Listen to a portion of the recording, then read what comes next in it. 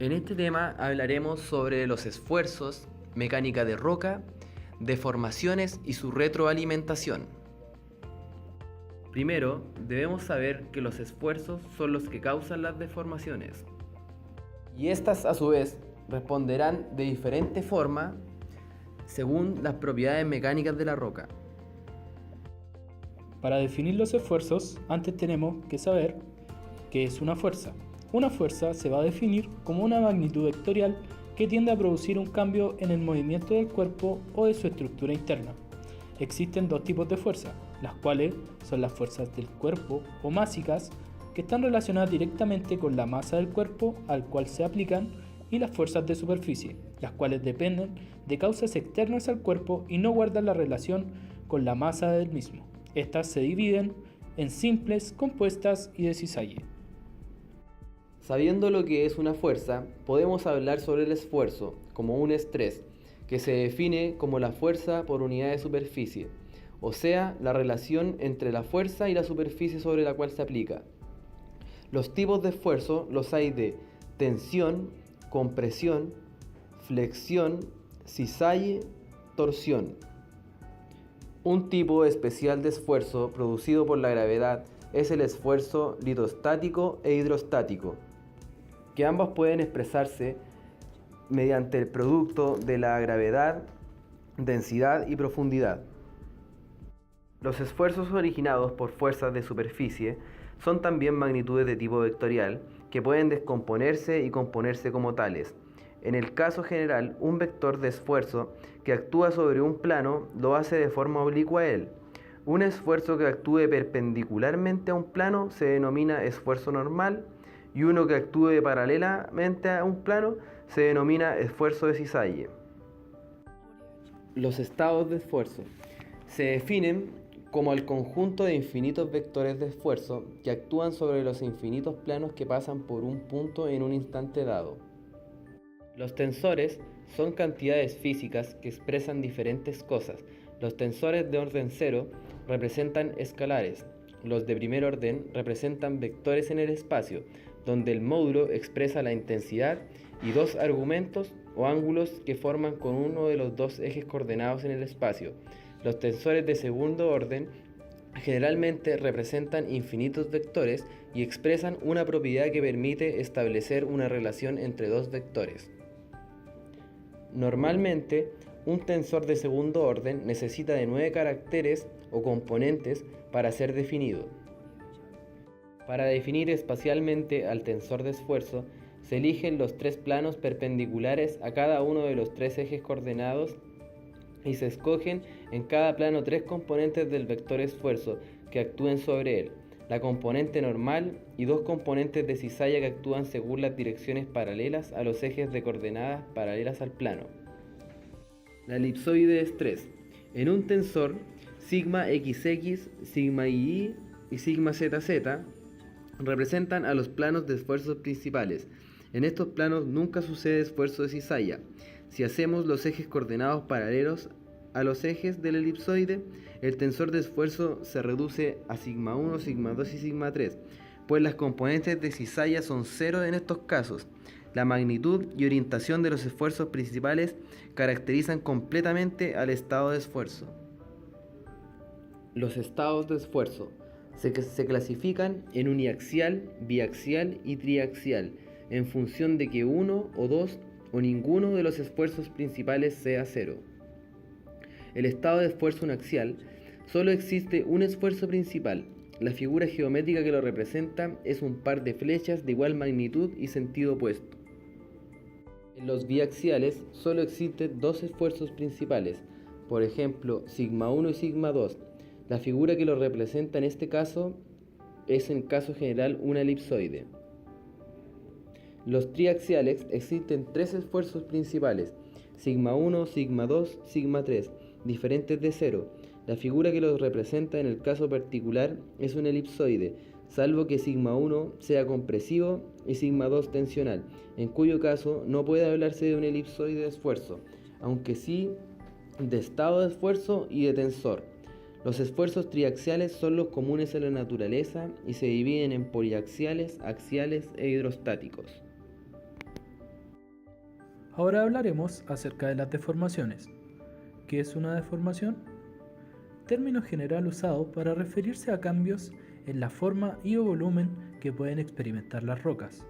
Esto quiere decir que una deformación no es más que la respuesta de un material a la aplicación de un esfuerzo, generando traslación, rotación, dilatación o distorsión. Esto se puede vincular al comportamiento de los materiales ante un esfuerzo. Existen tres formas básicas de comportamiento de los materiales sólidos ante los esfuerzos: elástico, plástico y elastoplástico. El comportamiento elástico es cuando un material se comporta de forma elástica cuando cumple la ley de Hooke, es decir, el material se deforma proporcionalmente al esfuerzo aplicado hasta un punto llamado límite elástico. Por lo tanto, vamos a tener una deformación sin alcanzar el límite de elasticidad. La deformación alcanza el límite de elasticidad cuando se le aplica un esfuerzo el cual sobrepasa el límite y esto genera una fractura. Un punto importante a notar es que las estructuras geológicas que observamos son resultantes de esfuerzos que efectivamente ocasionaron deformación permanente en las rocas. Las deformaciones elásticas sufridas por las rocas, sin sobrepasar su límite de elasticidad, no se pueden identificar. En la geología se dice que un material es frágil cuando éste se comporta de forma elástica, es decir, cuando tiende a fracturarse perdiendo su cohesión interna. Por otro lado, tenemos el comportamiento plástico. El comportamiento plástico es cuando un material se deforma ante la aplicación de un esfuerzo y al cesar la aplicación de dicho esfuerzo, el material no puede recuperar su forma original, desarrollando una deformación permanente y sin fracturarse. En la geología se habla de que un material es dúctil cuando se comporta de forma plástica, cuando tiene la capacidad de sufrir deformaciones internas permanentes sin fracturarse, creando los pliegues. Un comportamiento elastoplástico va a ser cuando los materiales sufren una deformación elástica y llegando a su límite de elasticidad comienzan a comportarse de forma plástica, hasta un punto en el que finalmente se fracturan. En la geología se dice que un material es frágil dúctil cuando se comporta de forma elastoplástica, cuando se observan deformaciones tanto frágiles como dúctiles. La respuesta de las rocas ante los esfuerzos va a ser definida por los niveles estructurales, que es cada una de las partes de la corteza en que los mecanismos dominantes de la deformación permanecen iguales. Si consideramos como límite superior a la superficie de la Tierra con dirección hacia el centro del planeta, podemos definir los tres niveles estructurales. El nivel frágil va desde los 0 hasta los 10 kilómetros. La zona de transición desde 0 hasta 15 kilómetros, en donde hay un comportamiento frágil dúctil, y el nivel dúctil mayor a 15 kilómetros. Otros factores que influyen en la deformación de las rocas están condicionadas por el ambiente, los cuales son la temperatura, presión, fluidos, tiempo y velocidad y el material.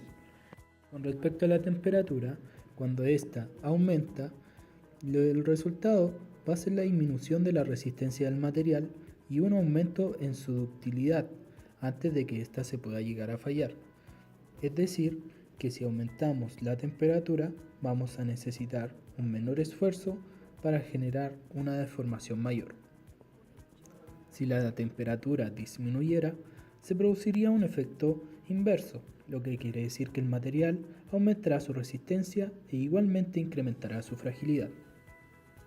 En el caso de la presión, un incremento en esta resultará en el aumento de la resistencia del material y su ductilidad, antes de que ésta pueda llegarse a fallar. Esto quiere decir que a una menor presión va a haber una mayor deformación. Los fluidos. Un incremento en la presencia de los fluidos tiende a debilitar las rocas y aumentar la ductibilidad del material. Lo anterior ocurre por principalmente dos razones. La primera es la baja compresibilidad de los fluidos. Al aumentar la presión confinante sobre la roca, esta tiene la capacidad de comprimirse y los fluidos que ocupan los poros no se lo permiten, por ello es más sencillo deformarla. Y la segunda es la presencia de agua cargada iónicamente cerca de las paredes y los cristales de la roca. El tiempo y la velocidad. Cuando la tasa de deformación de un material aumenta, la resistencia del material tiende a disminuir, aumentando su tendencia a deformarse frágilmente. Contrariamente, bajas tasas de deformación, menor velocidad, mayor tiempo, tienden a facilitar la deformación interna de la roca. Con respecto al material, si un material posee una igual resistencia a los esfuerzos a pesar de la dirección de aplicación de estos, se dice que es isotrópico y no hay direcciones en las que pueda fallar más fácilmente, es decir, no tiene un plano de falla preferencial. En cambio, si un material posee diferentes resistencias a los esfuerzos según la dirección de aplicación de estos, se dice que son anisótropos y tienen una dirección en la que puede fallar más fácilmente. Para concluir, podemos decir que los esfuerzos son los gatillantes de las deformaciones. Esto sucede cuando la intensidad del esfuerzo supera la resistencia interna de las rocas.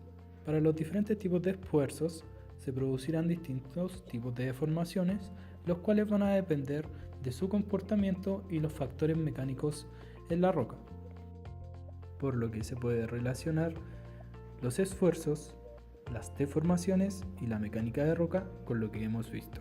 Muchas gracias.